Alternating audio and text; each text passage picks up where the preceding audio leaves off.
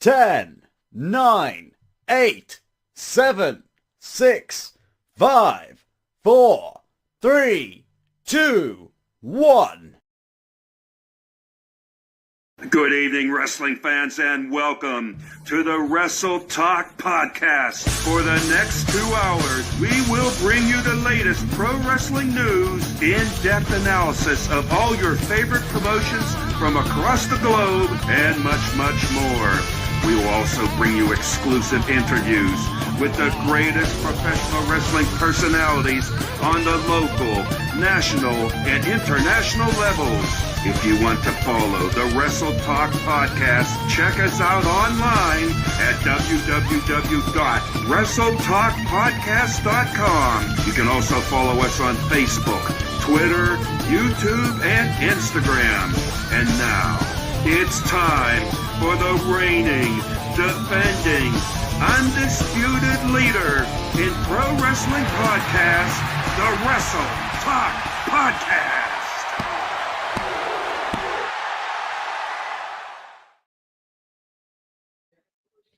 Good evening, Wrestle Talk family, and welcome to the Wrestle Talk Podcast.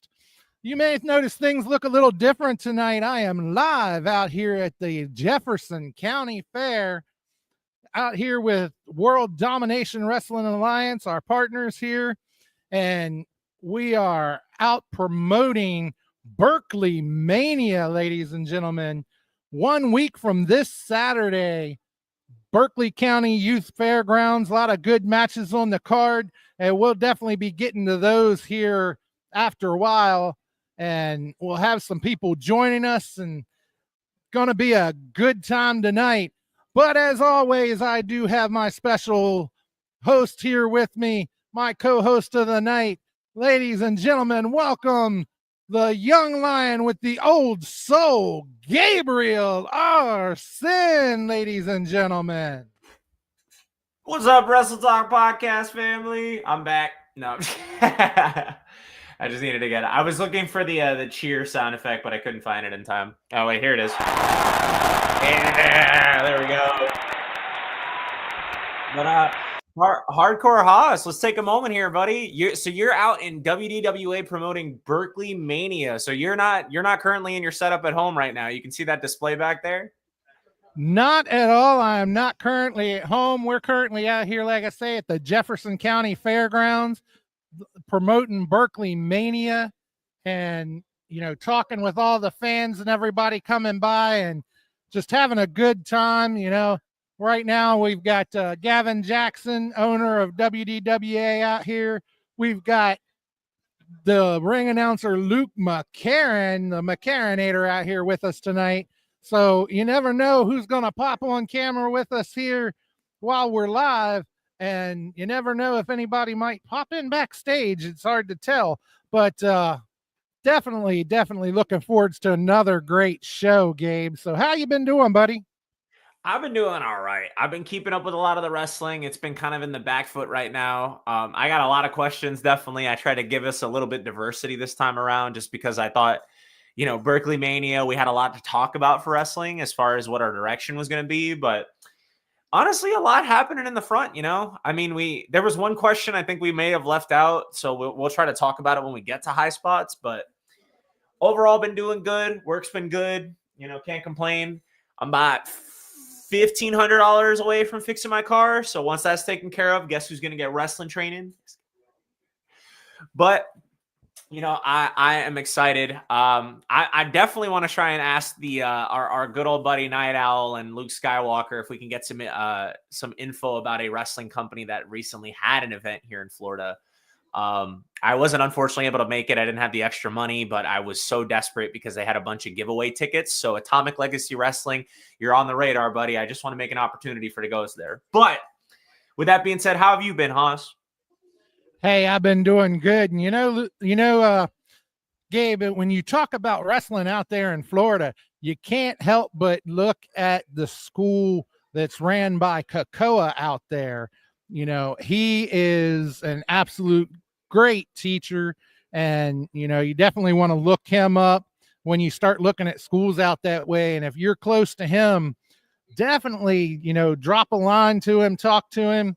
And I know he'd be more than happy to work with you out that way. Trust me, I'm looking forward to it. I want to meet the guy in person. It's one of those things where I actually follow him on Instagram ever since you guys pointed me in his direction. And I'm just like, God, I want to meet this guy. He seems so cool. I'm like, even beyond wrestling, I just want to go surfing with the dude. Yeah, we got plenty of beaches out here guy. in Florida. Just he's kick a back great guy. Corona. He's really cool. I mean, he's worked with people from WWE. He's worked with people from AEW, and a lot of independents. So it's absolutely great person to work with. So, but yeah, as always, we definitely want to get our show started out just as we always do. I know some things may be a little different, but we can't neglect the things that make us what we are. So, Gabe, if you want to cue it up there, as always, we want to start by honoring the best damn country around, being America, damn it. So go ahead and hit that national anthem if you would, sir. Last chance, folks. Get your earplugs ready.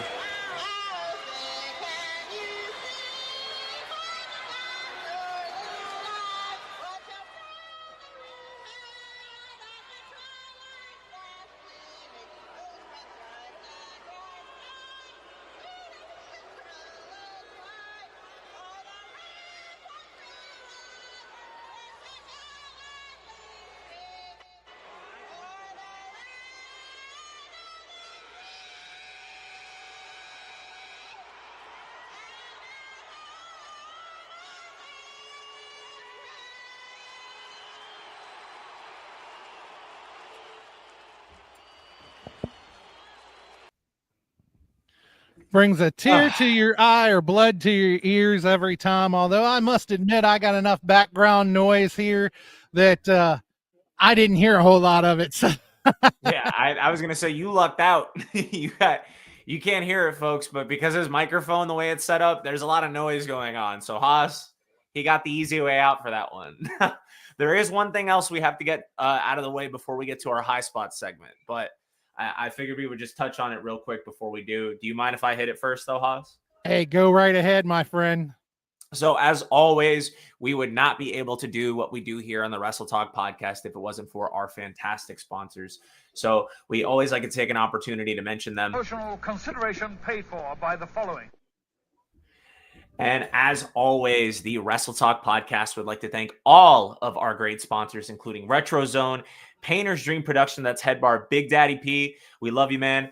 The Independent St. Louis Wrestling Hall of Fame, Interstate 70 Sports Media, that's head up by Jeremy Karp. Be sure to check them out. Little Popeyes Design, that's where you can pick up your Wrestle Talk podcast tumbler. Doomed Outfitters, head by our buddy Will Bromlow, a.k.a. Ace of the FWWC.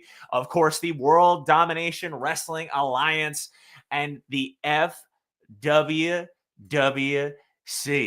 That's right. That's right.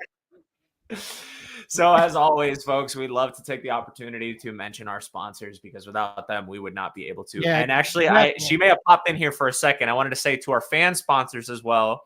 Is she there with you at all, Haas, or is she in the chat? She's not. I know there's a chance she could pop in here with me. If she doesn't, then I'm sure she'll definitely be popping in the comments. But she's not here at the moment. But yeah, definitely you got your fan sponsorships. And, if you don't know, if you haven't heard about that, our fan sponsors right now, we have Susie Haas as a fan sponsor, and you want to know more about that, be sure to hit us up. Let us know. We'll be glad to let you know about it. And also, if on Facebook, send us some stars there on Facebook. We get a little bit out of that. And, shout out to Jaxon. I'm here with your dad tonight, buddy. And you were here with us Sunday night. And, we've been here and we're going to be here all week. So be sure to stop by, say hello if you're in the area. And shout out to AJ Wallace there. Always great to see our fans checking in. So, and when you talk about sponsorships and talk about WDWA, one thing you mentioned earlier about training, WDWA also has a training school right in Inwood, West Virginia, right down the road here from where we are right now. And so, if you're looking to be a pro wrestler, be sure to check them out as well for the wrestling school in Inwood. But, we may hear a little bit more about that later when we talk with Gaven. So, all right, I think we've hit the preliminary stuff, right, Gabe? I was gonna say we got Roseanne out of the way. We got our sponsors. We made sure we showed some love to the Wrestle Talk podcast family in the comment section. All right, you ready to roll into our high spot segment, Hoss? Let's do it, my man, because I know there is just so much to talk about in the world of wrestling right now. You've got the vacant women's championship over there in WWE, and the new platforms in WWE, not to mention everything going on in TNA and AEW, and just so much wrestling going on. It's a great time to be a wrestling fan right now. So let's, as always, kick it to DJ Money for the high spots segment. Mic check. Yeah. All right. Wrestle Talk Podcast. DJ Money. Yeah. Let's go. Welcome to High Spots, where we pop news like flare chops. We talk shop, coming through the screens of a laptop, and non-stop like a running speakers of blacktop. We hit hard like chair shots and backdrops, like a clock flash, look like a barely fly. Now that's hard. We up to speed while they stay slow. Wrestle Talk Podcast, now they know we about to start the show.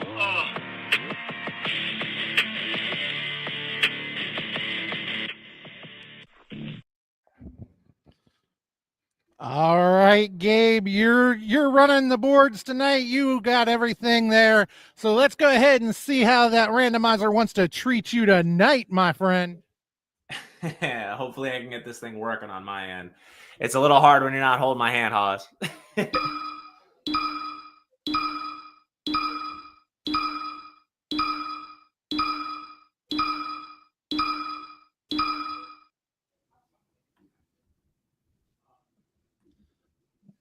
And let's see what it's got for us here. Oh, this looks like a good one.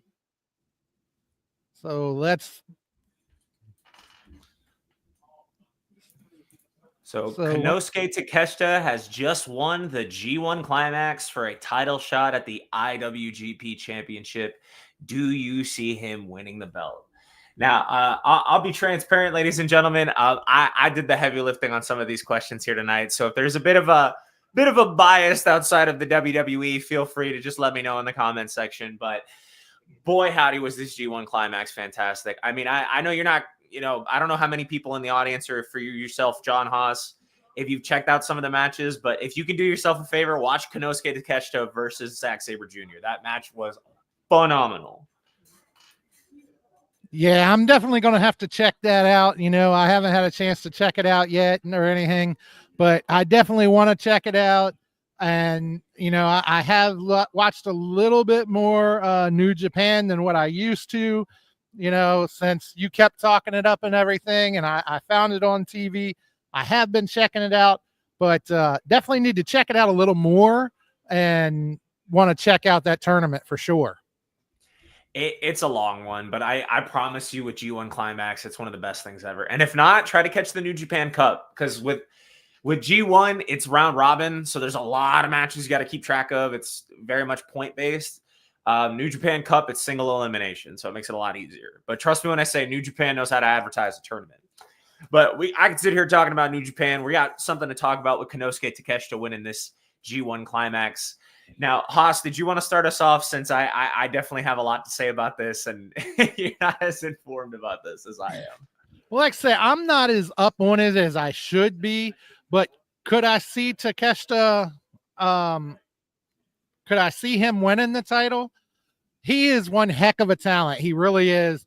And so I could definitely see him walking out with the title, but there's a lot of other people that could walk out with it too. So it's hard to say for sure, obviously, but yeah, I could definitely see it happening. So But I tell you what, like I say, since I'm not as up on it as I should be, which honestly, a lot of these topics I may not be as up on as what I should be, but let's get your thought on it there, Gabe. Well, it's a very layered question because New Japan is in a very interesting spot. So for those of you who haven't seen it, the actual match was very interesting because the American fans, the finals were between Evil or Lord of Darkness Evil and Konosuke Takeshita. And a lot of the people on the American forums that I'm on in Facebook were all about Takeshita winning. They didn't want to see Evil. He had already won some tournaments before. Some people are very soured on him as a wrestler. So a lot of American fans were very happy about it. But apparently a lot of Japanese fans were not. Despite the fact that Evil is a bad guy, they were booing Takeshita. So it creates this weird dichotomy or this back and forth where Takeshita is now considered a bad guy. And what helps is that Zack Sabre Jr. being the champ and being favorable for people, they could play into that for the storyline. They could make it that Takeshita could beat him at Wrestle Kingdom, take his belt away from him, and then all the fans that hate Takeshita already in Japan have more reason to hate him. The trade-off is the fact that I don't know if they're going to pull the trigger on that because of Takeshita's schedule. So that's a lot of the contention for the fans is that they're like, oh, he's not a New Japan guy. He came in through AEW. He's in DDT. They consider him an outsider despite the fact that he's Japanese. So, wrestling fans, right? They never cease to amaze us. This is the logic in New Japan in 2025 that a gaijin, a man from England, is the IWGP World Heavyweight Champion, and the outsider is a Japanese wrestler who's wrestling in AEW. So, but Gabe, you think about it, and when you talk about his schedule and talk about him coming in through AEW, look at Jon Moxley. He held that championship not long ago and was AEW talent at the same time. So, I mean, he did it. Why can't we see it happening again? I think it really just comes down to management. I don't know what New Japan expects to do. I'm just saying what I would want them to do. But that's also because I'm the biggest Konosuke Takeshita mark ever. And you can check it, folks. You can check the tape. I was singing this man's praises way before he had this championship and this opportunity. So I don't want to say I told you so, but I told you so. But if he does win the IWGP belt, I would personally be for it, even if it is just a transitional thing, even if it's just to say, hey, he got the belt off of Zack, so people would get pissed, and then he's going to lose it to somebody else going forward.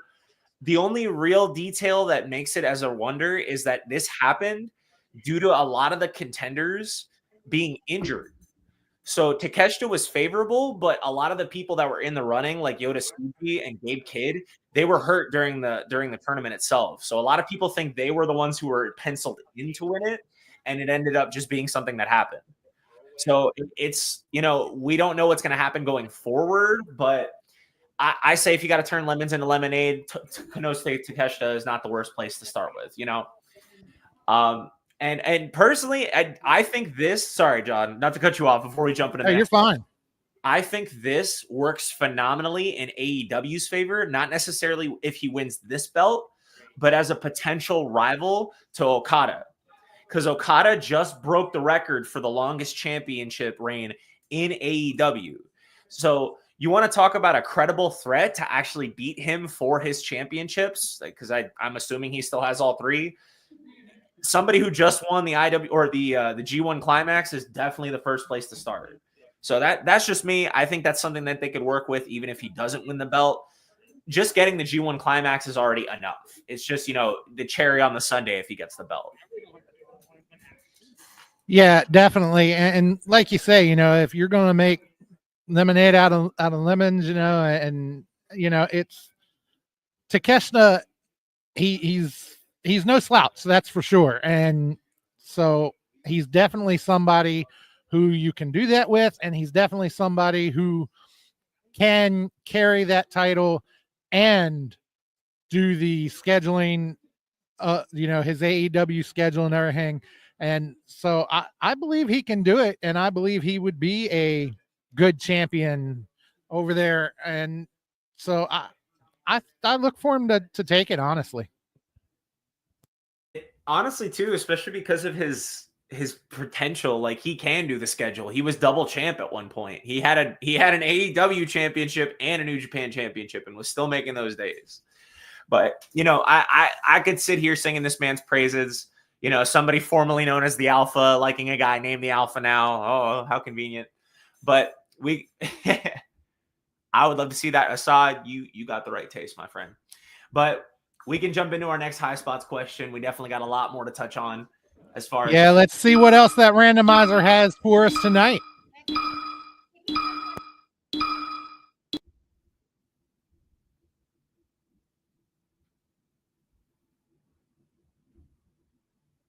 Oh, here we go. We got to talk about this now. So at BerkleyMania 33, we saw the debut of El Demonito. Would you consider this killing the business? Oh, this is a layered question, isn't it? I'm going to let you take this one because, once again, I am not up on this one. You didn't see this? Dude, this was everywhere on Facebook. Are you kidding? Even if you didn't see the whole pay-per-view, everybody saw this clip. This was stupid, but it was like the best. It's okay. So for the uninitiated, at BerkleyMania 33, the Judgment Day faced off against Mr. Iguana and Lord forgive me, I forget who his tag team partner was. Oh boy. Okay. I'm having some technical difficulties on my ends, folks. Oh, there we go. Okay. All right. I might need to reset, folks. I apologize. It's on my end. Okay. There we go. This is something. I don't know what just happened. Okay. Thank God. Okay. All right. Sorry. Something just... My computer had like the biggest stroke. It was stuttering. I apologize. You guys couldn't see it on my end. So it is for free on the WWE channel. But for those of you who didn't see it, Mr. Iguana has got some created waves in the wrestling fandom as of today because of his gimmick where he has a puppet of an iguana. So I believe, just to show everybody here, Finn Balor wanted to match him. So as you can see, he debuted El Demonito. It is a puppet of his very own. Now, personally, I love this kind of stuff in wrestling. For starters, this is not the first puppet we have ever seen in wrestling as far as getting people over. Need I remind everybody of Rocco? Road Warriors, just saying. There was also Puppet H. There's plenty of other examples. But this kind of... I guess I just want to call it hokey pokey stuff. I love it. Like, I live for this kind of goofy stuff. I think it's commonplace in Mexico. I think a lot of people can just accept that. And when it's meant to match another wrestler, it's hilarious. And you should have heard the pop, dude. It was ridiculous. And then the fact that they sold that puppet literally, I want to say, an hour after he debuted. So you can get that on the WWE shop. It's not sponsored, but they sold that puppet immediately after because they knew it was money. But for a lot of people, the discrepancy comes in the fact that as wrestling fans, should we applaud this stuff? And the only question I ask Haas is, if AEW did the same thing, would people be as nice about it? Oh, I don't think so. Not at all. I mean, so many people are quick to jump on AEW for doing something, and then WWE can do it, and they let it just go over their heads like it's nothing. So no, I don't think they would be quick to jump on it if it was AEW that did it. Honestly, it's like we always say, the wrestling fan is very fickle, and yes, they're puppets, but they're still a prop to the superstar. And it's no different than Hacksaw Jim Duggan bringing a 2x4 to the ring. It's or a prop. Mick Foley with Mr. Sacco. Like, we've done this. This is exactly. They're see, props to enhance it. Exactly. In my opinion, so long as El Demonito isn't winning the Intercontinental Championship, I think we're fine. And what's funny is, even I think that has a place in wrestling too, because stuff like DDT exists. And just to let you know, Haas, the dumbest thing, if you thought the 24/7 championship or the hardcore championship was stupid, The DDT, what is it? Iron Heavy Metalweight Championship. It's like that on cocaine. It's the most, to name a few people off the top of my, I wouldn't be surprised if a puppet won that belt. They've had a step ladder win it, a pair of chopsticks, a monkey. Somebody won it off of somebody in a dream. I'm not making this up. I am not making this up. So just, I guess in my opinion, it's like, I don't mind it, but I do think there's a lot of tribalism around it where, oh, it's okay for WWE to do it, but if AEW does it, suddenly it's an indie mud show. So, I mean, what do you think? I mean, do you think this is killing the business, like in your heart of hearts, or do you think it's just good old stupid fun and we can have fun with wrestling? Oh no, like I say, I think it's just good old fun. I don't think it's killing the business at all.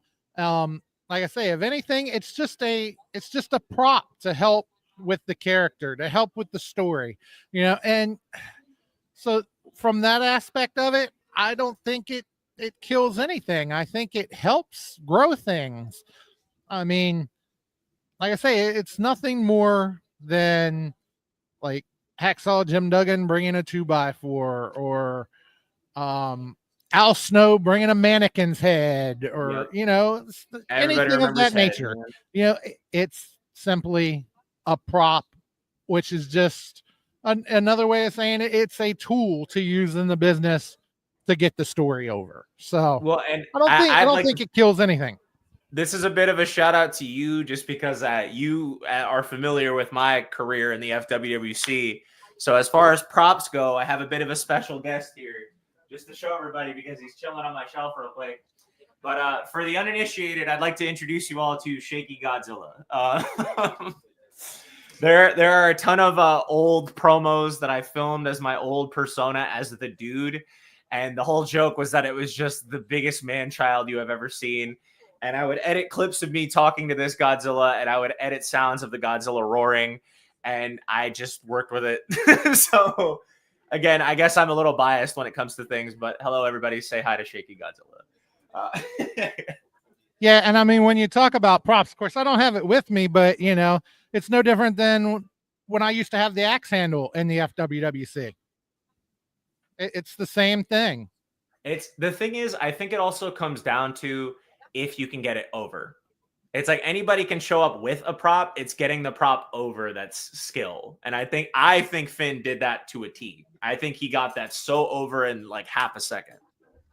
Or for the WDWA crowd, I mean, when it comes to a prop, you can compare it to Sam Adams with my title, which, I'm sure we can ask Gaven about later.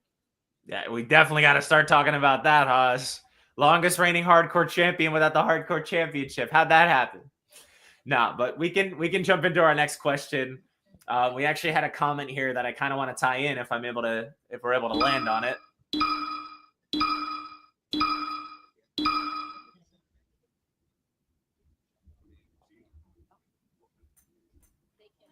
Oh boy. All right. So much to follow up the last question, but was this necessary? So for the uninitiated, there was a battle royal of which I am currently watching on my computer. And during said battle royal, we had our lovely Nigerian giant Omos on the left and Microman. That's how I pronounce it. But Microman on the right. And boy, howdy, was that a hell of a spot. I mean, I guess this kind of flows into the last question we had, namely because it happened at Triple Mania, but it kind of has it. Was it necessary? Yes. I want to be the one to lay down the answer. Yes, this was 100% absolutely necessary because now this is going to be the flag bearer. This is always going to be the spot that people will think of. And I think the only thing that has it beat is Wee Man body slamming Sami Zayn at WrestleMania. That is the only thing that has it beat, and it's only because it was amazing. And you want to ask, was it necessary? Were a lot of spots with Hornswoggle necessary? Sure, they were necessary at the time because it's what got over with the crowd.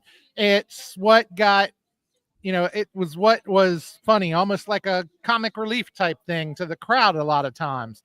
And to see almost standing there looking down at him and him, not even coming up to almost his knee basically and looking up at it's exactly comic relief at We that just point, gotta get a good look at that again. Look at the It's size difference. Oh my god! Like I promise you, I don't even reach that high up when it comes to Omos. So for this guy, if you can't look at that picture and find the comedy to that and find where, yes, that is funny and that is a spot that just put that whole thing over, you just you need to quit watching. It's just that simple.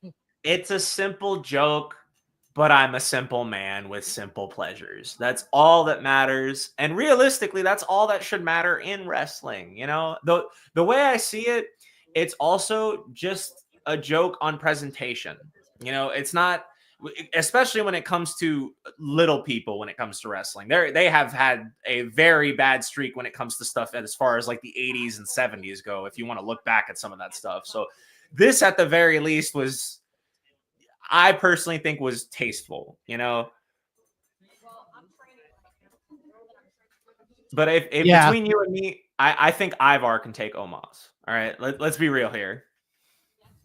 Yeah, I mean, it's like I say, it is a comic relief thing. It was done in a good way, and I don't think it was meant to make anybody look bad, and it really didn't make anybody look bad. So I think it was just perfect. Honestly, I don't think there was anything wrong with it, and so yeah, in the long run, it was necessary. Well, we can let's hope that's all for the spots as far as Triple Mania goes. But we can jump into our next high spots question here.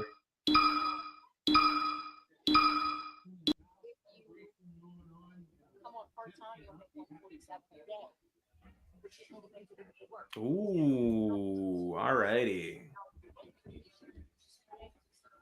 So with Karrion Kross's WWE contract expiring, is this a work? And if not, where do we see him next? This, I feel like besides the whole Naomi thing, which we can touch on a little bit, as far as like stuff that's been happening in the past couple of days as far as wrestling goes, this to me seems like the biggest thing that's happened in WWE. And I think it's just because it's such a, I don't know, it just feels like such a weird circumstance. So I mean, I'm assuming you heard about this. So did you want to start us off, Oz? Sure, I'll start us off on this. Honestly, do I think it's a work? No, I mean, unfortunately, I don't think so. I think that, his contract really has expired. Why did they let it expire? Because I don't think they know how to use him. I really don't. Look at the number of people WWE has had and improperly used. And look at how they were using him there towards the end. They really only used him here and there, and I don't think they used him properly. So, honestly, I do believe that, yeah, they did let his contract expire because they don't know how to use him. Now, where will he be next?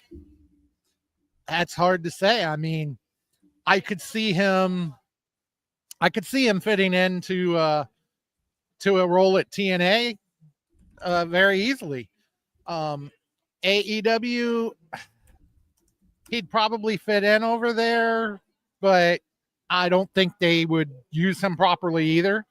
So, could he be in New Japan? He could possibly go there, but I don't think that he'll be seen again anytime soon in WWE. And I don't believe it was a work that his contract expired. But what are your thoughts, Gabe? Well, I just want to point out that with him going to TNA, that's technically now a subsidiary of WWE. So that'd be a pretty funny circumstance as if he left WWE and he's like, all right, now I'm back in TNA and I'm back in the same company. But how many people have done that?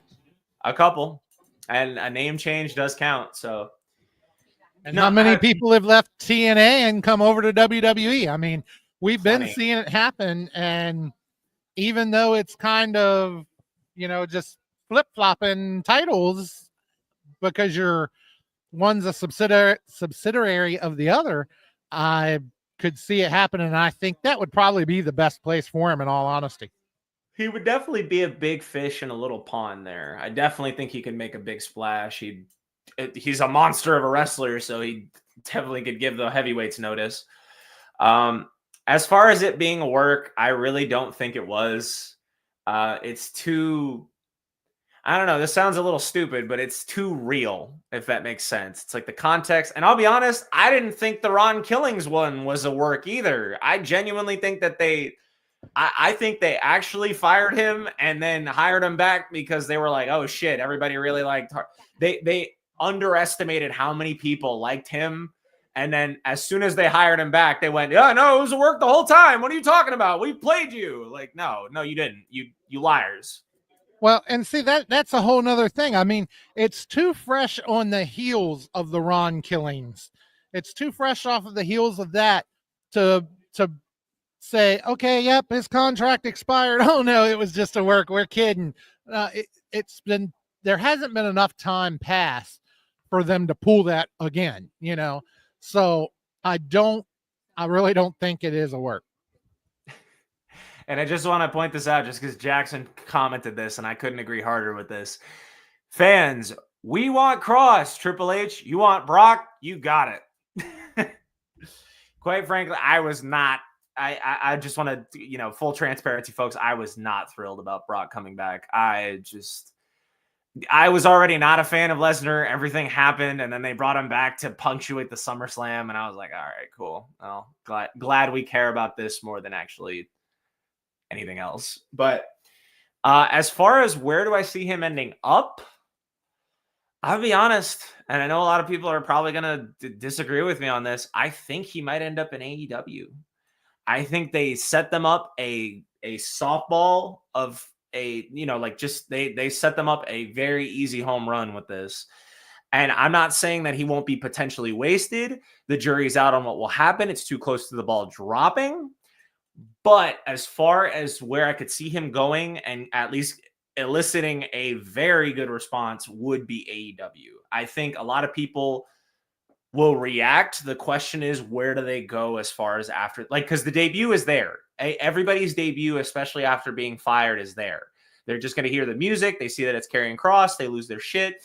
The question is, what is the foot forward once they do that? And I think it varies between, I don't think you should shove him into the main event scene that early, but you have plenty of other titles for him to work with. So I personally think he should get the TNT title off of Kyle Fletcher. That would be a good way. You're proving that you want this guy on TV. This is your TV title equivalent, and the man can cut a promo. So I think that's the way to go with it. And now that, we've seen where AEW's at, I think it could go well. Would I like to see him in New Japan? Yes, but it seems like Karrion wants to wrestle and be a sports entertainer. So, I mean, I would like to see him whoop ass in the Tokyo Dome, but I genuinely see him either going somewhere like AEW or hell, even Ring of Honor at that point, just somewhere he can flex his muscles and still speak English. But, just actually now I have to hear your opinion on this just because I mentioned it earlier, but how did you feel about Brock's re-debut? Yeah. Like I say, I honestly look for him to end up in TNA. I think they would probably use him the best. I would look for AEW just to completely misuse him. And I think WWE misused him. And so I think he's headed to TNA. I really do, because I think they would use him the best. Just have him square off against Dolph Ziggler. Oh, excuse me, Nick Nemeth. All righty. So, do we have anything else in the randomizer here? We gotta check. I think we got a few more in the chamber.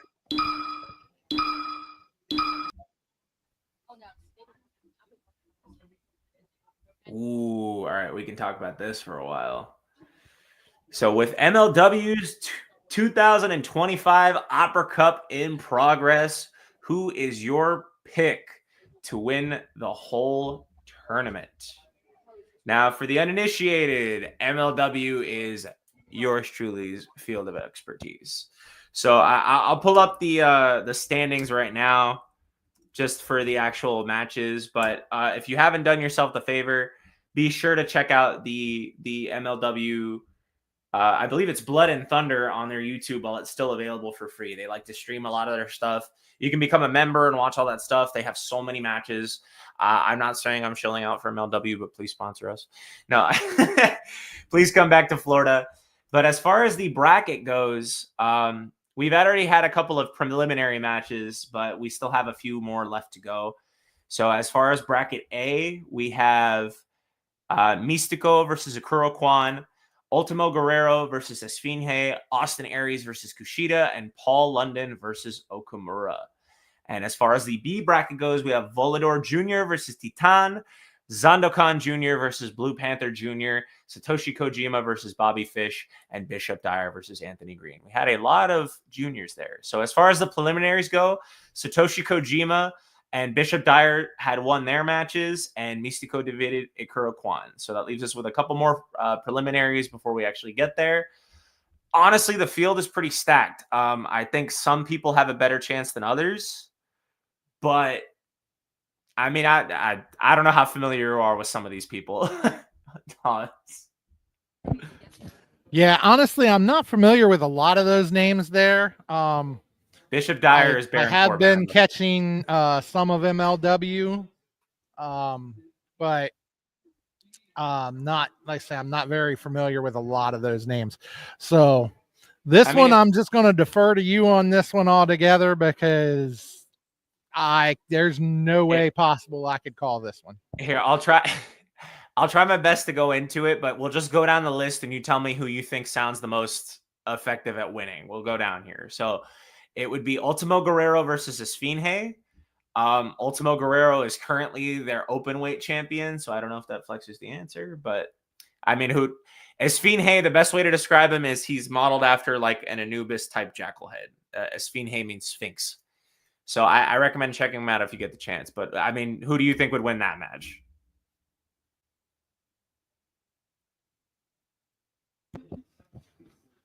I'm sorry, I did not catch what you said there.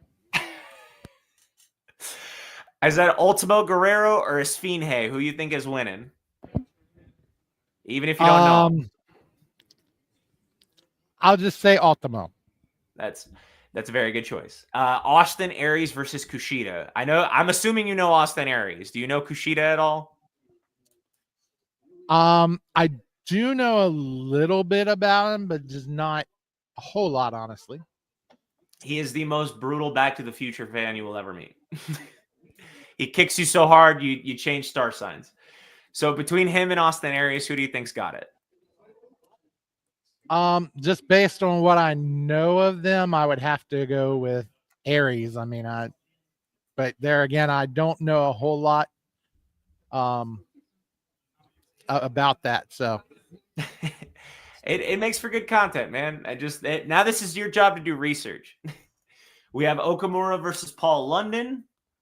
Okamura, I believe, is Satoshi Kojima's tag team partner. I don't know if that helps things.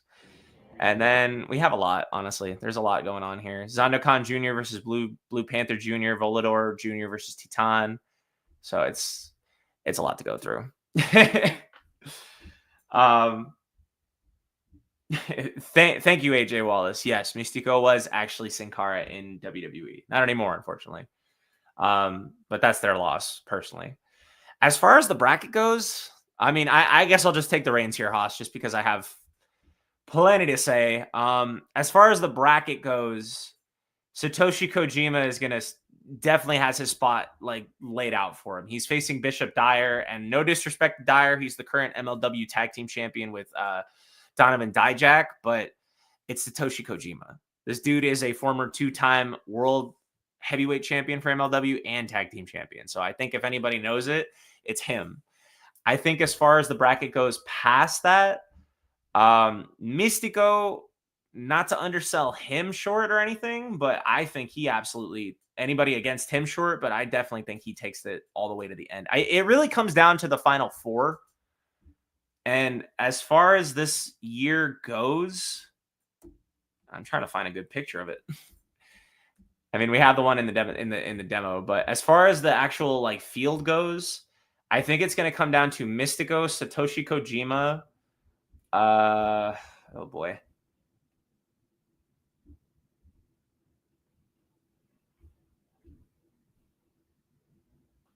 If I can find it, I'm so sorry. This is like my computer is just there we go. Jeez. So I believe it's going to come down to Mystico, Ultimo Guerrero. It's going to be Austin Aries versus, I don't know. It's between Paul London and Okamura. I want to say Paul London, honestly. It's going to be Volador Jr. versus Titan. I think only because I've seen him in person. Titan seems like he's going the way. And then it's between Zandokan Jr. and Blue Panther Jr. I got to go with Blue Panther. So from there, I think Mystico is going the whole way. I think Titan is going to end up getting surprising Blue Panther Jr. It's going to come down to Satoshi Kojima and Austin Aries, which I don't know about you, but that sounds like a pretty stonking good match, if you ask me. So between those 4, I mean, that's a row of killers, dude. I mean, Austin Aries especially. And then the ultimate question is, does Mystico go back-to-back with the 2025 Opera Cup? He won last year. So if anybody knows how to, clutch it in at the last minute, it's him. But it's Satoshi Kojima, dude. Like, how do you beat that lariat? It's insane. You know what? I'll make my prediction now, and I'll eat my words later if it comes down to it. But if I have to make my pick, it's going to come down, and I think Satoshi Kojima is going to win the 2025 Opera Cup. That's Gabriel Arsene's prediction this year. Well, that definitely sounds like a good prediction to me, and it's more of an educated guess than I can make. That's for sure. Because you are the resident. Reason that you got to watch MLW, dude. Come on. It's all free. Exactly. And but right now you are the resident expert on MLW. So I definitely would not doubt anything that you say on that. I can't guarantee Kojima will win the whole thing. He's my personal pick. I'm following my heart, but I can tell you for a fact, I think it's going to come down to him and Mystico, but that's just me. So but before we get ready to move on here, because I don't want to try to rush things too much tonight, but unfortunately, being that I am live here at the fair, our booth, I think, closes around 10 o'clock my time, which is about an hour and 5 minutes. So I don't want to take too long to where I have to cut off early. But I want to bring up just a little bit of FWWC here real quick.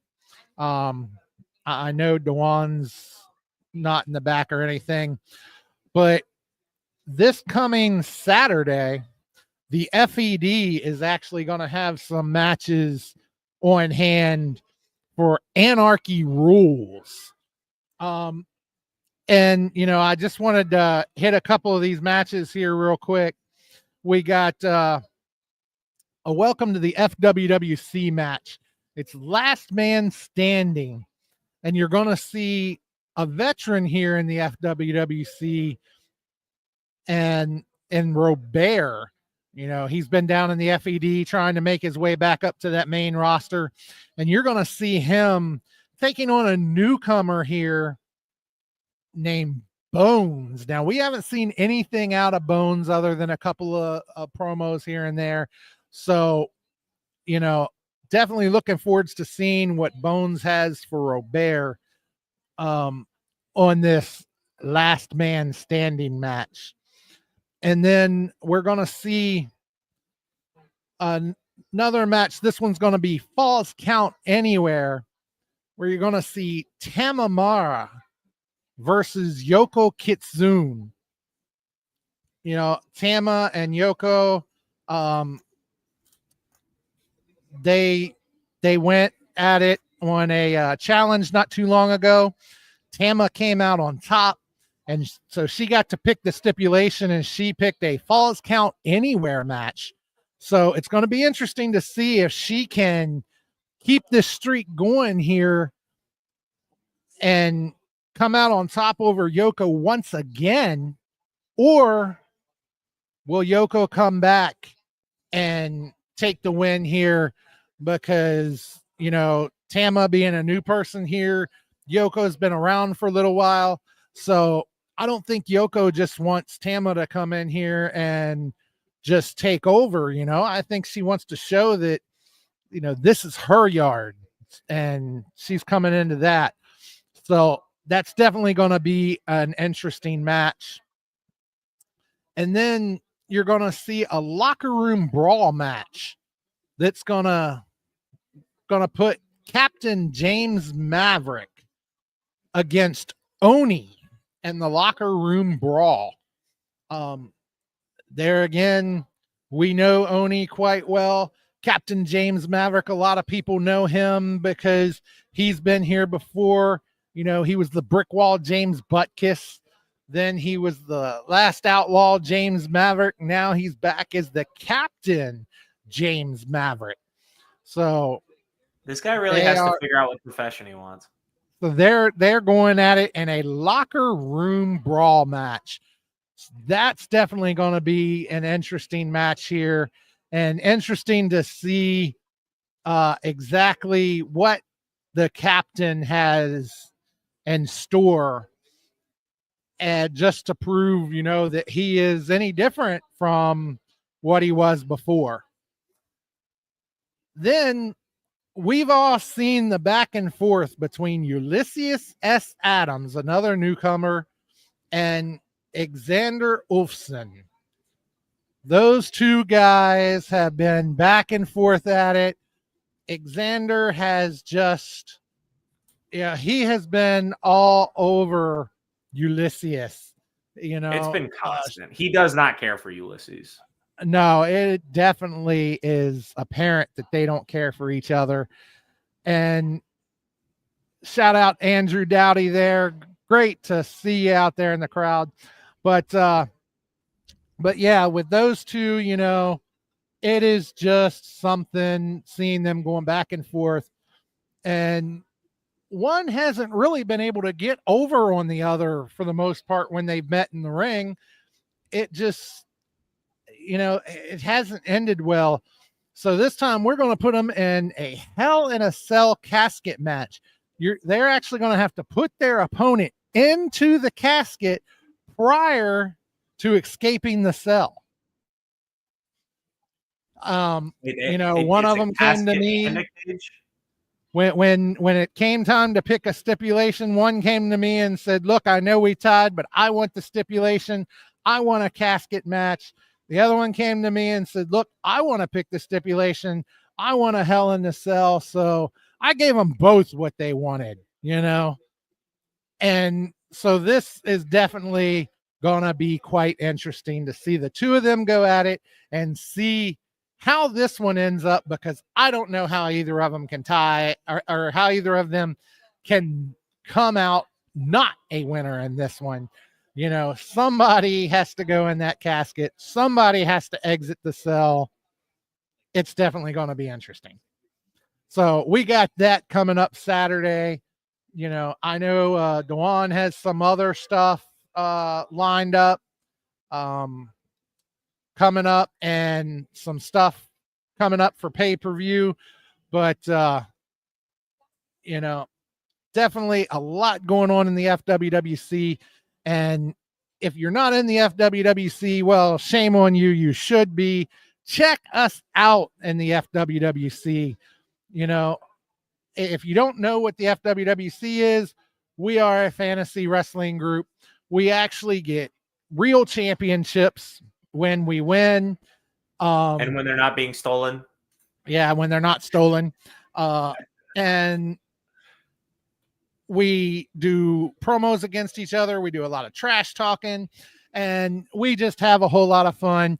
We role play the matches on our Facebook page, and we get put into a room where we make our picks for each show. And the one who picks the most, they're the ones that win the match. So it is always a great time in the FWWC. So be sure to check us out, Fantasy Wrestling Worldwide chapter on Facebook, and drop a like on the page that you want to join it. Fill out the little questionnaire there, and I will probably be in touch with you just to clarify that you want to be a competitor and to get you going there. And we just absolutely have a good time. So anything else to add about the FWWC there, Gabe? If I can at least take an opportunity to say this, just because I want to make sure he knows it, but and I guess I have to take a moment to kind of put the jovial Gabe away and kind of lock into Gabriel Arsene for a minute. But Saint, what you did Monday night is far from over. All right, Ace, I'm glad you made the save, man. I'm good to know we put our differences beside us. It's water under the bridge. And quite frankly, I don't know if you forgive me or not, but I think we can put our differences aside to lay the smackdown on these goofs, because Saint Anger is picking the wrong fight. So make no mistake, Savior Saint, between you and me and Rage, I got your number 2. All right, buddy? So be prepared, because the Assassin Syndicate, we may be getting the ring rust off, but... And Gabe, guess who's here right now? Oh, boy. Who's here? We have the current FWWC International Champion sitting here right now.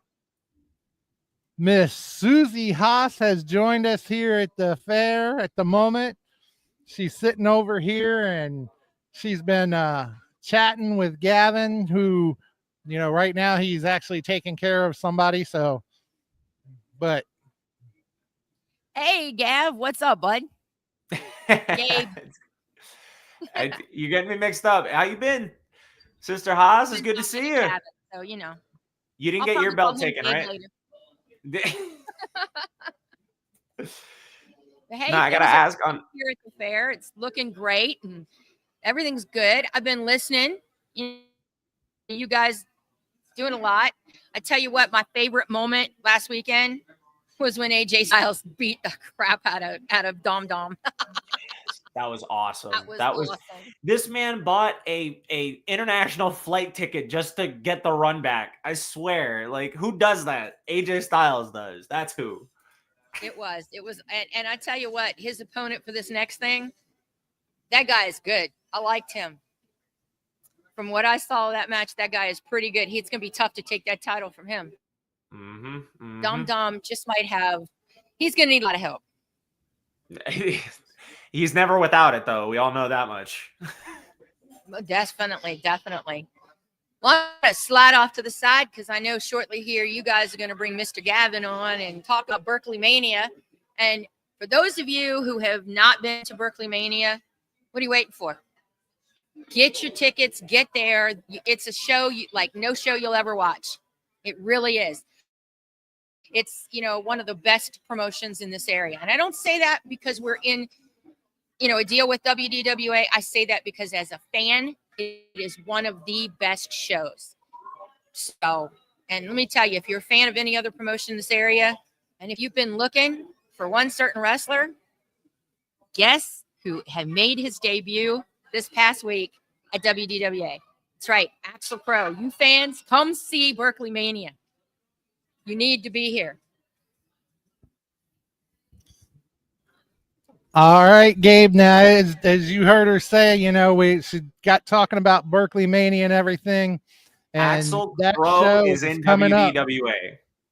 Not to talk over y'all. Sorry. We've had him on the show here before, and believe you me, this man is definitely again as far as World Domination Wrestling is concerned. So for those of you who haven't seen it, be sure to check out WDWA because Axel Crow is must-watch TV. Trust me. Yeah, he is absolutely phenomenal. You know, he is a great talent. We've actually talked with several fans here, not just of WDWA, but from other promotions. We've talked to him, and his name has come up several times from other people who didn't realize that he had stepped into the WDWA arena. So, you know, be sure to check us out. I do know he is going to be at BerkleyMania, so you know it is something you're going to want to see. But while we're talking about BerkleyMania here, let's go ahead and bring in at least one of these guys here to chat with a little bit. So coming in here. Coming in here, we have the voice of WDWA. What's up, everybody? Luke McCarran, the McCarranator.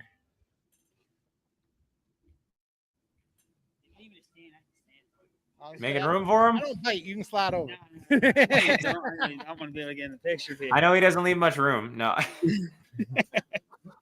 So, as I say, he is our ring announcer here at WDWA. He is the McCarranator, Luke McCarran, ladies and gentlemen. How's it going tonight, Luke? It's going great, man. It is awesome. It's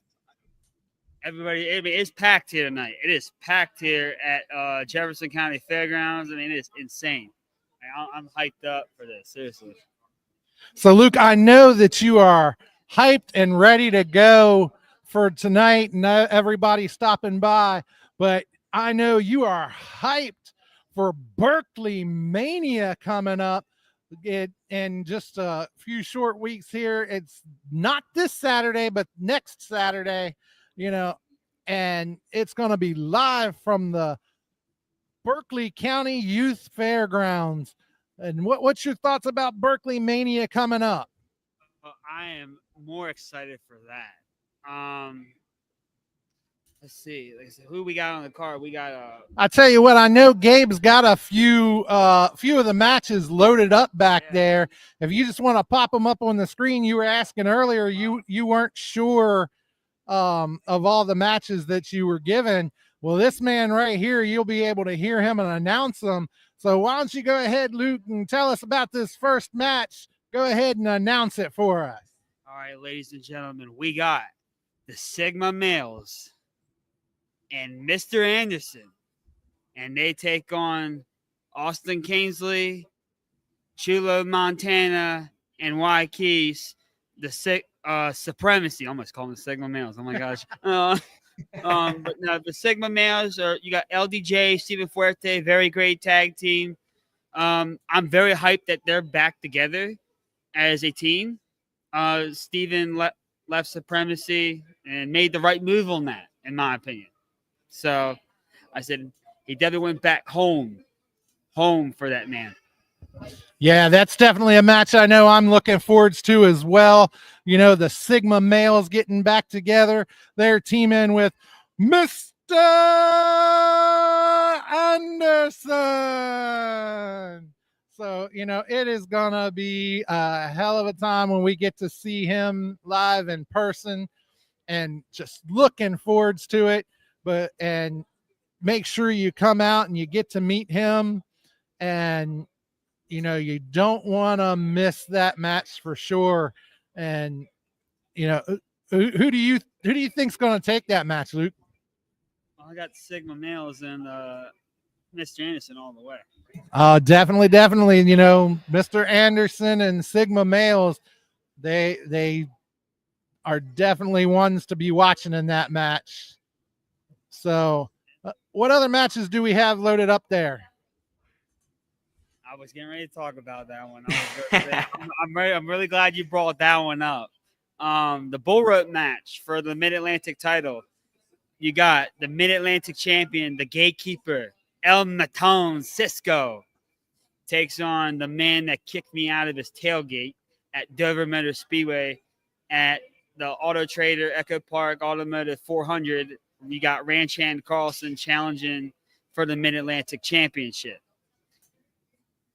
Yeah. So that's going to be another great match. You know, It's the going to be a the bull rope rope match. We all know how that match goes, and it's going to be one hell of a match when you tie those two together at a bull rope. And what's your thoughts on that match? Oh, man, like I said, I'll tell you what, Ranch Hand proved me wrong in that gauntlet match to get into that match, to get this opportunity, because he was talking about all of his Steiner math and all that. And he was talking. He was talking a lot. I said, he was like, he kicked me out of his tent, kicked me out of his tailgate. Like I said, I walked up just asking for an interview. He's like, get the hell out of my tailgate, is what he said at the end. I wasn't very happy about it because, like I said, I was just trying to be a friend and go enjoy some NASCAR that day. And like I said, but yeah, I'm definitely excited for that match. Like I said, I'm hoping Cisco can pull it off. But way Ranch Hand took on 6 guys, man, like I said, he might have a shot. Yeah, Ranch Hand definitely has a shot. He has been on fire. He has been on a roll lately. You know, he has come out and blindsided Cisco a few times, though. So I know Cisco definitely has a score to settle with him, and it is going to be one hell of a match when you get those two in the ring together. When you get the gatekeeper and the Walmart cowboy, I mean, the Ranch Hand in the ring together, it is gonna be one hell of a knockdown drag out fight. And I just don't even know who's gonna come out on top on that one for sure. So I know we don't have a whole lot of matches loaded up because they've only officially announced 5 matches on the page itself. But then we got this women's championship match. This is going to be another heck of a match right there. You know, what about this match, Luke? I'm actually pretty excited for this one as well. Like I said, I'm very happy to see Sis Sasaki back. Comeback player of the year for sure, in my book. I think she's locked in as a comeback wrestler of the year. It should be for any other like people that are like giving out awards or something for a comeback wrestler of the year. I hope y'all know that she's got to be locked in for that because like she's a cancer survivor. She definitely fought hard to get back in the ring. And like I said, I'm very happy that she beat it. And now she's got a title opportunity against Tiffany Grady at BerkleyMania. It's going to be super awesome. Everybody was happy to see her back, including myself. Were you happy to see her back? Oh, I was definitely happy to see her back, you know, and as you heard Luke say, if you didn't catch her story on Elevation, you know, she did have breast cancer. She ended up having breast augmentation. You know, she had both of them removed, and it just it was touch and go there for a while. It really was. And to see her beat that cancer and come back and be as strong as she is, and to climb that ladder and get to this level where she's going for that women's championship once again. Oh my gosh, it is a true story. You know, just I don't even know the words for it, honestly. And it was great to see, and I just hope to see her keep going. And so it is a real inspirational story. That's the word I'm looking for. Yes. But Luke, there is a comment here for you though, real quick. Renee Night Owl says, side note, Iron Man better than Captain America. Yeah, I like Iron Man. I think Iron Man's definitely better than Captain America for sure. Man saved the freaking spoiler alert. Actually, I'm not even gonna give any. I don't know if anybody's seen Endgame. I hope everybody's seen Endgame, but I'm just saying, man, that man basically saved. It's been like 3 years. So But yeah, and Renee, you are right. It is going to be amazing. yes. That's going to be an amazing match and an amazing show altogether. But I think there's 3 matches we've talked about. You want to pop up another one there? Oh, I just thought I had a Captain America shirt on. That's terrible. So the tag team championship ladder match. Now I need to get an Iron Man shirt. You're going to see Misused taking on Zakar Shaw and Clay Jacobs. Now, a lot of you fans probably remember last year, these two were going at it with each other. You can probably remember them coming on the show, and you actually saw Zakar Shaw popping in on the interview with Clay Jacobs, and those two could not stand each other, but they have found common ground. They've mended fences, and now it is the two of them, and they have been trying to get those championships off of Misused. They've been trying to get one up on Misused.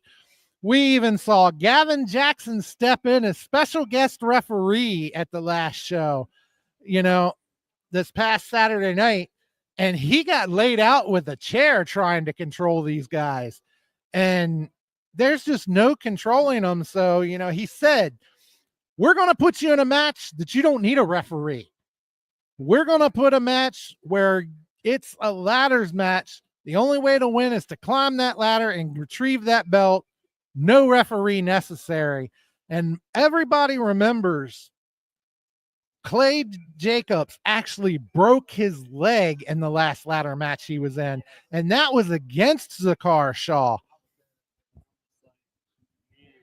Yeah, that was a heck of a thing to see, and the blood curdling screams that were let out, when that leg broke. Fans were left in tears that night. Yeah, they left that arena in tears that night, and I remember that. I'm like, as the ring announcer, of course, I think I had to tell everybody to get out of the arena because I said we need medical personnel to come in and all that. So everybody, please go to the arena. Everybody left, and they all left. And like I said, just about most people were like leaving crying that night. Like I said, it was insane. Yeah, it was one heck of a night, and it just. So the fact that they were able just to find common ground, and now they are going to be a tag team, and trying to one-up Misused and go for those championships in a ladder match. And we saw Clay clearly shaken when he found out about the ladder match. And, it was something. And at some point, we're going to see if we can get a few words with Gaven just to see what he was thinking when he made this match, and, what he's thinking about these guys trying to get together and everything, because it definitely is something we want his thoughts on. And, but what are your thoughts on this match this time, this ladder match, and Clay being back in his first ladder match since breaking his leg in one? I'm a little nervous, but here's the hype up to it, okay? They were rivals last year. Last year, BerkleyMania, they were in the main event. Rivals, enemies. This year, they're allies, they're partners. And it's going to be just insane. Like I said, they're going to have to work together to take on probably one of the best tag team in the world right now, especially on the independent scene. If not, maybe in the world. You got Misused. Like I said, Misused has probably beaten just about every tag team that I can think of on the roster right now. Yeah, they have been a tough tag team for anybody. Yes. So, yeah, that's definitely going to be a match to watch and to see what's going to happen there. And,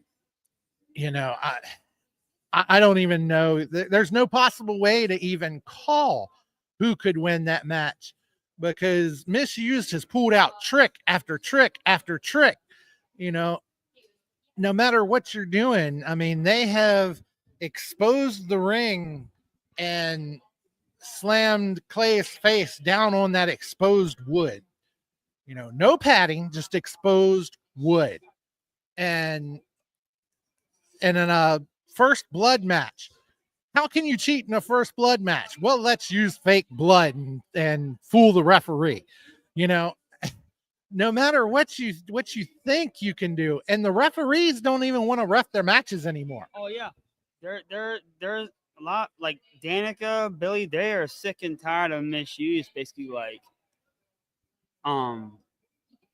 they're like putting their hands on the officials, and they're sick of it. And it's mostly those two specifically that they're trying to start beef with. It's not, like I said, it's not fair. Like I said, I feel bad for Danica. I feel bad for Billy because, like I said, they shouldn't have to take the beatings that they have been from Misuse. Like I said, it's definitely not. They don't deserve that. And like I said, I find it very disrespectful that Misuse does that to them.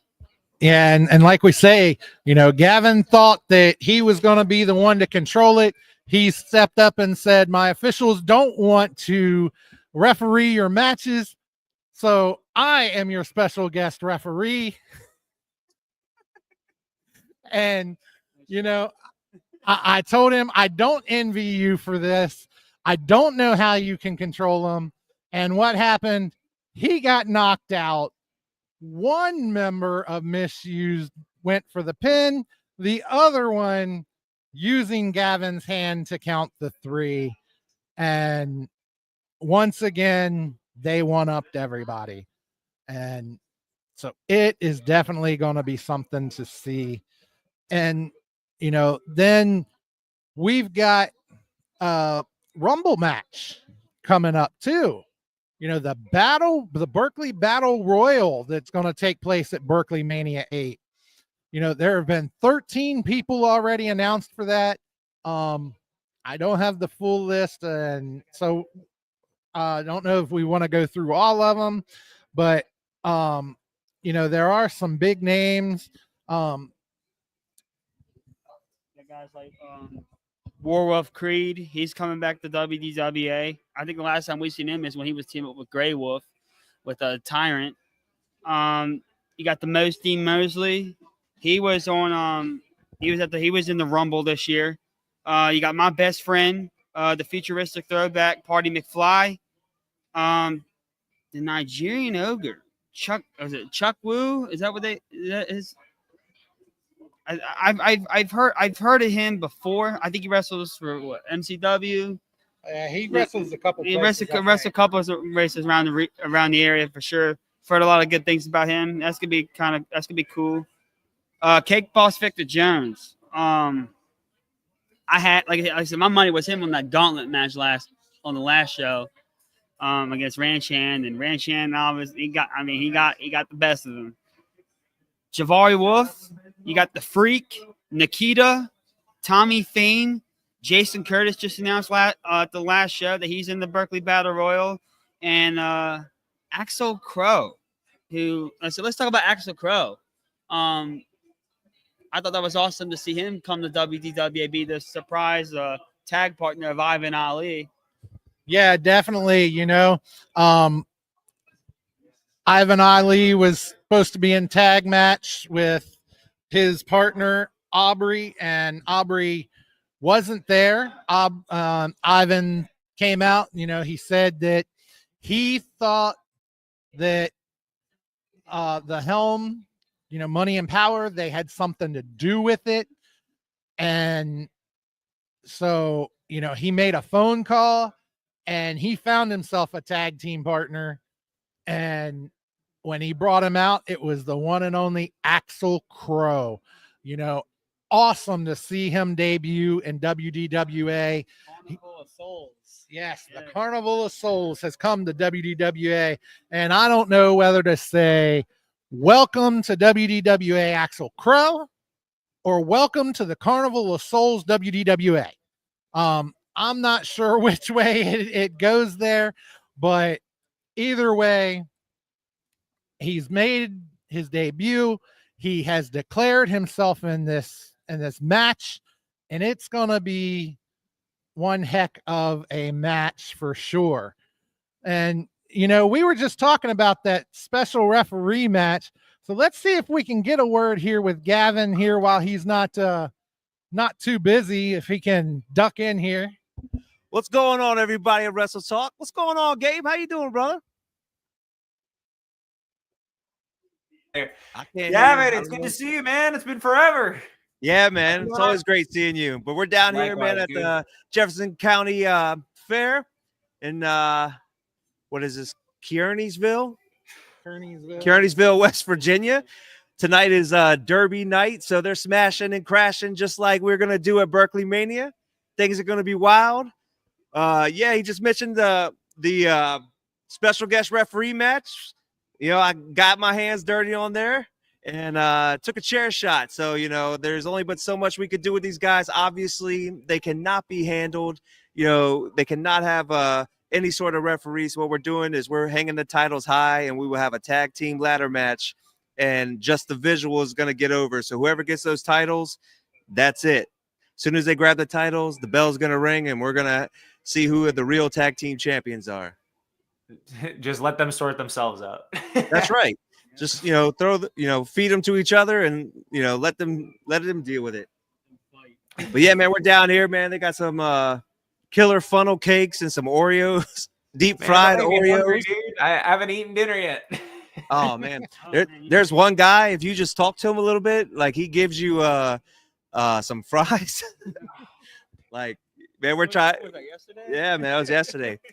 But yeah, man, BerkleyMania is coming up August 30th at the Berkley County Youth Fairgrounds. I'm probably repeating a lot of what's already been said because I just been talking to a bunch of people trying to spread the word. We're out here with Susie Haas and Hardcore Haas and Luke. We've had some other people on the roster show up. You know, tell your friends, tell your family. We would love to see you guys there. If not, if you can't make it, feel free to check us out on Frontline, and all the action will be brought to you guys there. And just like he said, Mr. Anderson will be in the house. He's doing a seminar earlier in the day for any wrestlers that are interested. So feel free to give me a call or a shout out to sign up for that. And then later on, he'll be teaming with the Sigma males in a 6-man tag. So I'll check back in it a little bit, but I'm going to hand it back to Hoss and Luke. So it's good seeing you guys. Pleasure, man. Always good.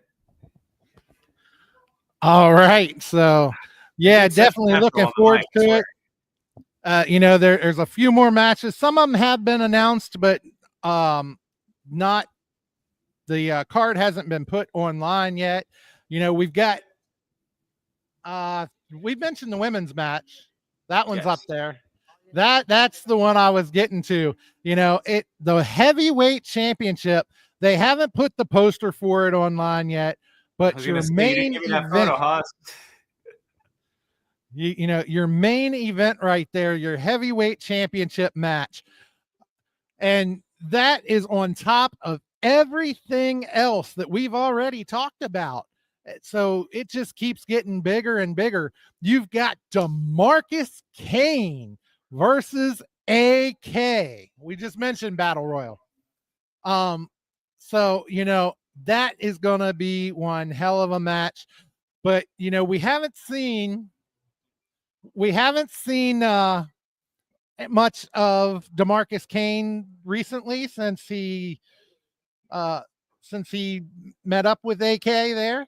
And so Money and Power's been shouting about the fact that you haven't seen him, but we have been seeing this masked man show up from time to time. You know, you hear the horns go off and it gets kind of eerie. I mean, what do you make of all that, Luke? It's about Money and Power. So,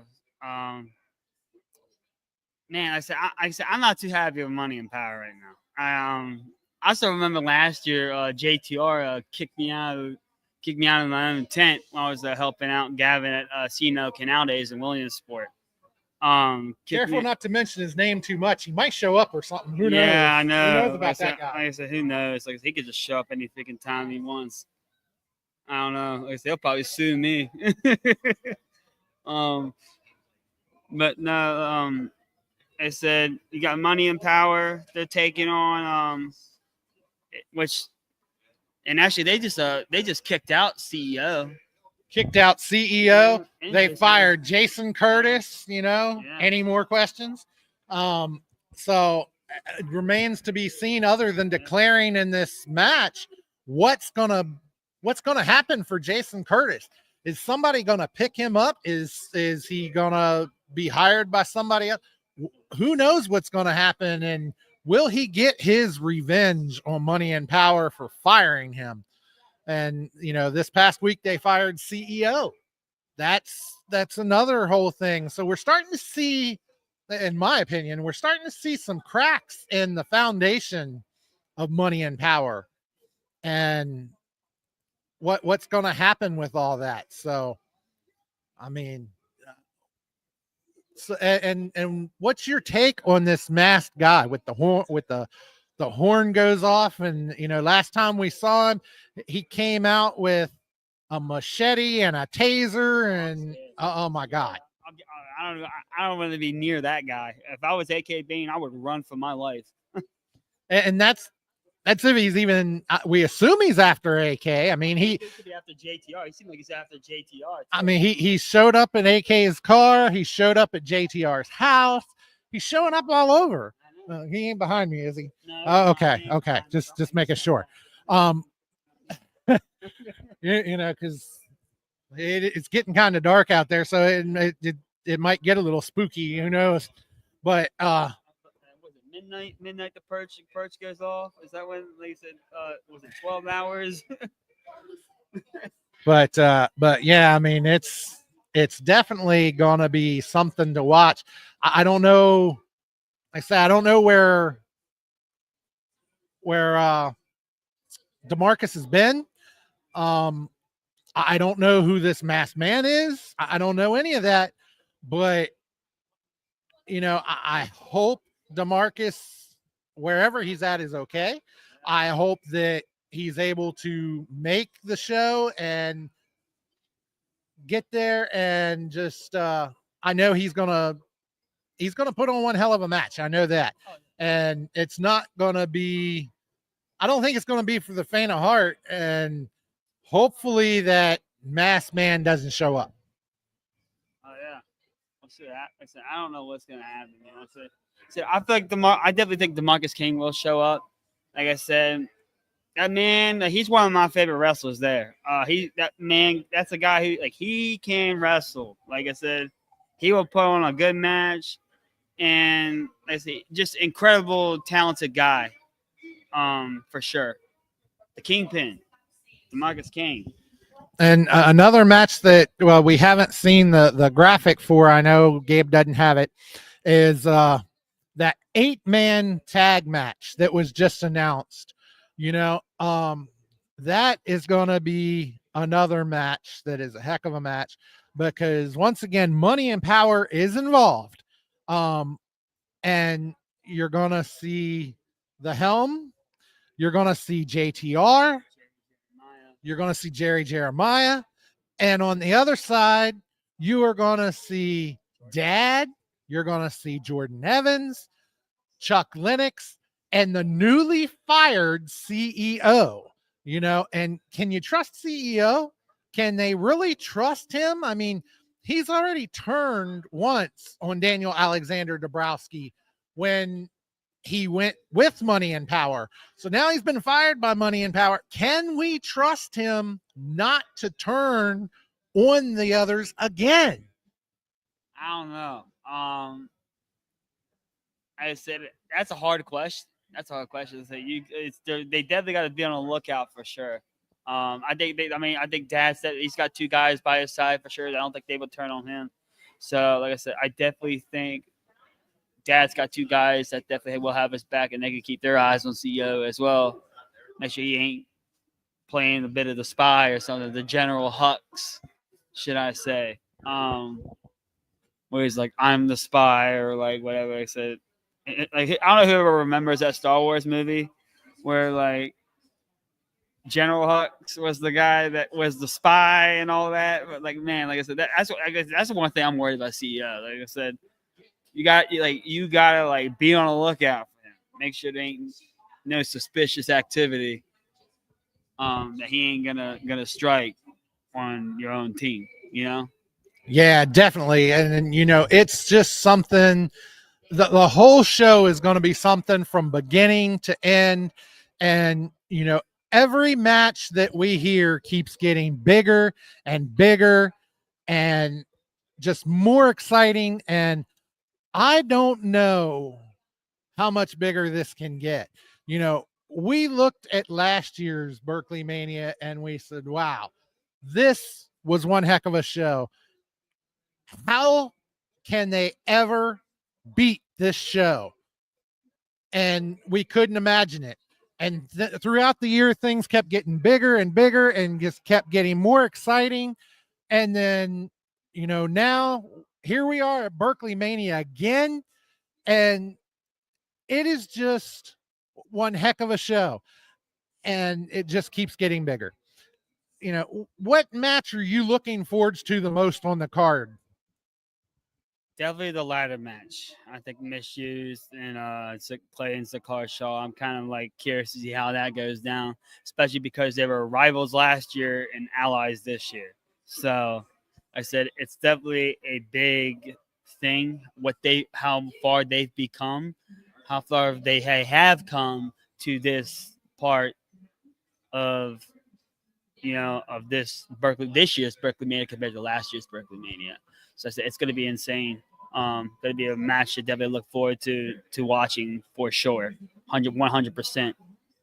Oh yeah, definitely. I am definitely looking forward to seeing that match. And, of course, the main event. How can you not look forward to that main event? I tell you, because, like we've already said, AK Bane and DeMarcus Kane, two huge guys going at it, two strong horses, and with that one, you can't pick a winner. You just can't. It's, just too hard to do. And I don't know how this show can get any bigger. And to have Mr. Anderson present and getting there in that show, it's just absolutely huge. And I really don't know how it can get bigger or more exciting, and shout out to you, Sheila. I know you're going to be at BerkleyMania. You got the man, the voice, Luke McCarron here, the main event MC. It's just going to be something, and so, real quick, they don't have to come on camera if they don't want, but Gaven, what match are you looking forward to the most?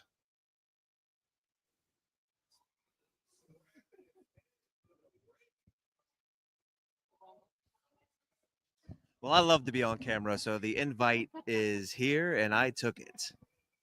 So one match that I have not mentioned publicly yet that I'm looking forward to, that I think has a lot of potential to steal the show, is for the light heavyweight championship.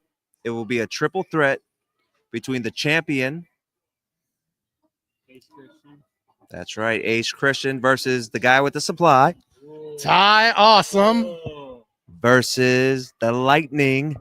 Ryo. That's right, ladies and gentlemen. Ryo versus Ty Awesome versus Ace Christian. This match has everything you can ask for, and it could definitely steal the show. So I see Susie popping over here to the left, so we know this is going to work. But if you're going to see one match at all, that one would definitely set the bar for what WDWA brings to the table, and that speaks for itself. And I just got done saying I don't know how this night could get any bigger, but Gavin Jaxon finds a way to do it, ladies and gentlemen. With that announcement, that match just made the night that much bigger. I mean, your thoughts on that match, Luke? That's gonna be a spectacular. Like I said, triple threat matches, especially like I said, Ace. I mean, he's got to go up against like two of the very best of like the light heavyweight division, and he's the best right now. He runs the light heavyweight division, and he's a young guy, and like I said, he's got to go up. Like I said, imagine if he can pull that off, man. Like I said, that's just incredible. Like I said, I believe Ty just went and worked for he wrestled at NWA recently. And then Ryo, he's been on AEW, WWE, Ring of Honor. Like, he's been everywhere. Like I said, they both, and Ace, a young guy who's got very high potential, even making it big. Like, it's going to be spectacular. Like I said, I'm very hyped up for that now. Yeah, it's got bigger. It is going to be one heck of a match. And, when you talk about Ryo, as he said, a man that's been on WWE, a man that's been on AEW, a man, he's been all over, and he is a heck of a talent. He also, we don't want to fail to mention, he is one of the trainers, along with Gaven, at the WDWA Pro Wrestling School located in Inwood. So he is training the future of wrestling, so I can't imagine how Ace Christian is going to come out and be able to get over on Ryo, somebody who is training the future. How do you get over on somebody like that? I don't know, but it's definitely going to be a huge match, and this show just keeps getting bigger. Gabe, can you pop that show poster up there for us? Ty's got a good resume too on his trainers too. Like, he's been trained by the Briscoes, Mark and Jay both. Yeah, as he said, Ty's been trained by Mark and Jay Briscoe, and but you see it right there, BerkleyMania, August 30th. It's going to be at the Berkley County Youth Fairgrounds. You've heard us discussing the card already. I don't know what else to say about this. I mean, you can see Gaven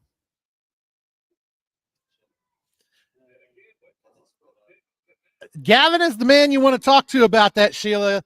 Sheila wants to sign up for the school, Gaven. She wants to step in that ring. Gaven said, let's do it, Sheila. But yeah, so, you look there in the corner. He wants to know if you can beat Tiffany, Sheila. But you look there in the corner, you see it there. Front row, which is already sold out, you got $30. Second row, $25. General admission, $20.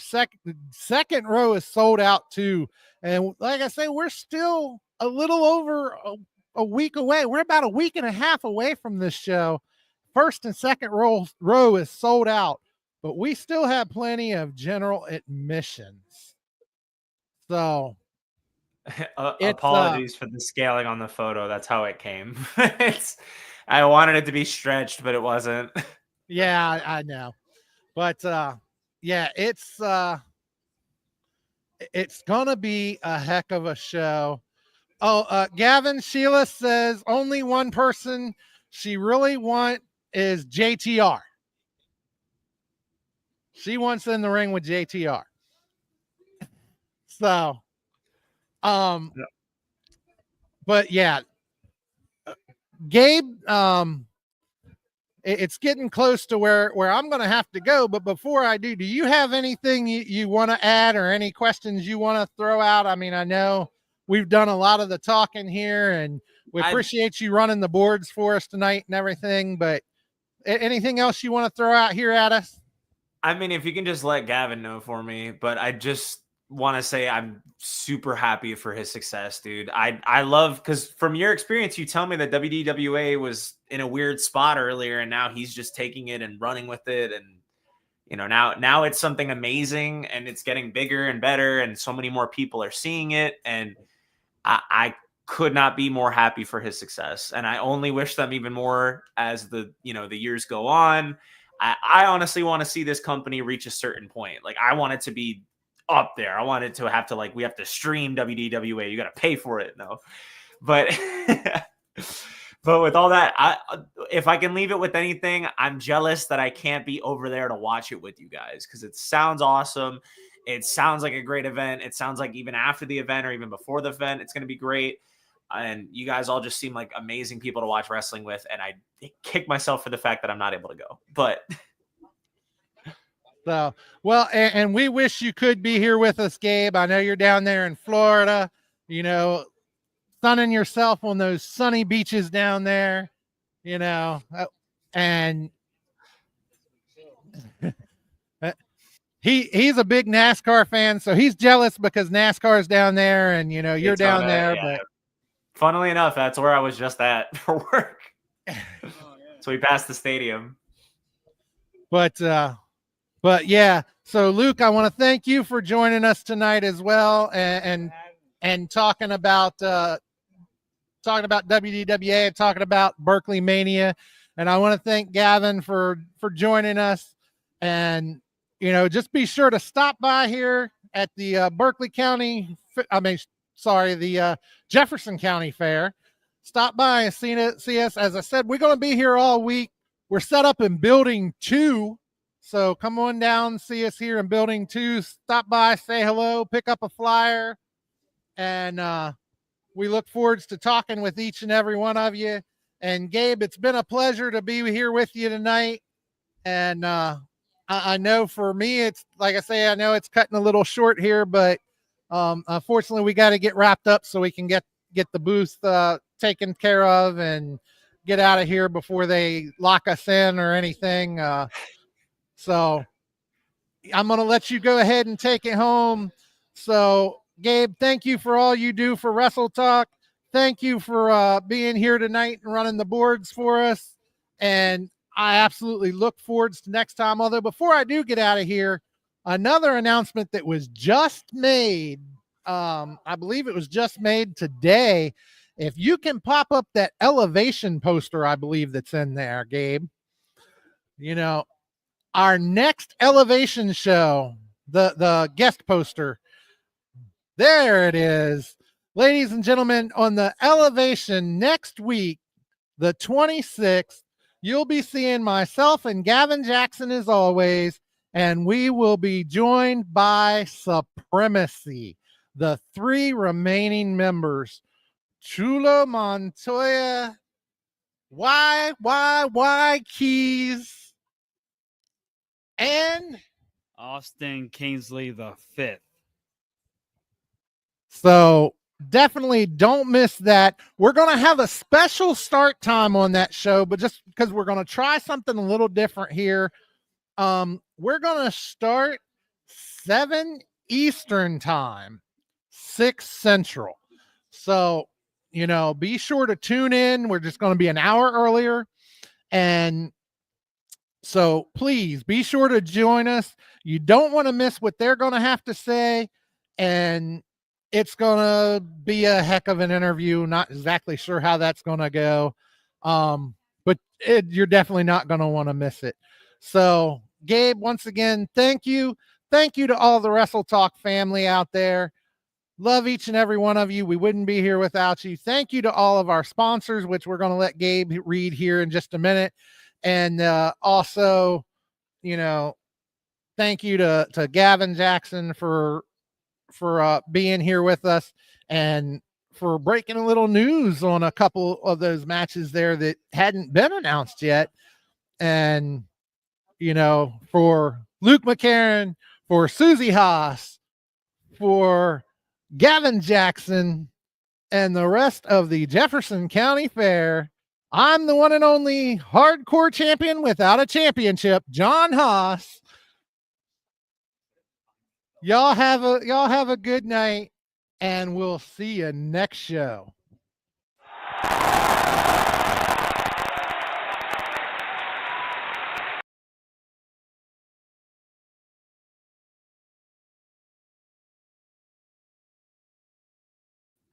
It might help if I turn my mic back on.